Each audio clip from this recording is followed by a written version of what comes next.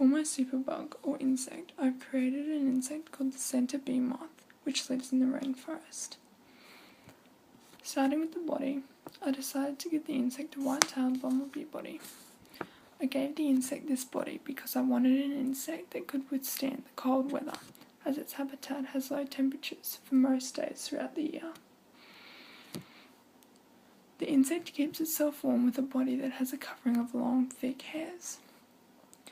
I also chose this body because it has a venomous sting, which would come in handy for protecting itself from small rainforest predators such as lizards.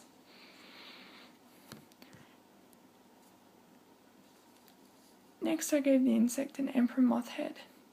Although the emperor moth is quite defenseless, the bee body ensures that the insect is able to defend itself.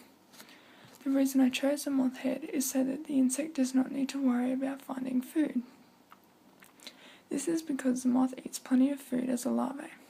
This is a great survival adaptation for the insect, as finding food in the rainforest can be very dangerous, particularly with large predators such as frogs and birds. Having a bee body is also useful during the life cycle when feeding the young, as the adult centre-bee moth can produce honey for feeding the young within the safety of its nest. Although the insect would need to venture into the forest to collect nectar from flowers, the bee stinger and super strength power gives it a very effective defense mechanism, making its survival rate from all predators very high. The insect has also been given hovering power,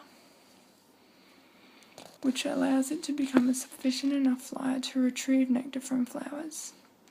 Although the super strength requires the insect to eat more, the insect will have no problem keeping that energy, as it eats enough food in the larvae, pupa, and younglet stage of its life cycle.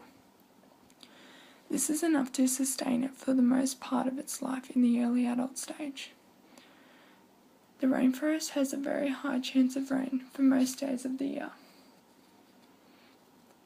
and therefore puts the insect's nesting home at risk of being destroyed as it is located underground.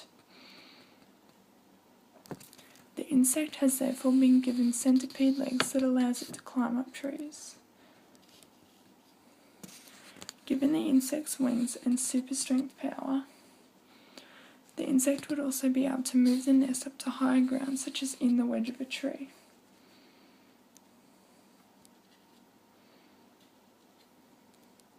Although this puts the insect at greater risk of being attacked by predators, the bee stinger, centipede injection poison, and super strength power gives it enough protection to defend itself from those predators.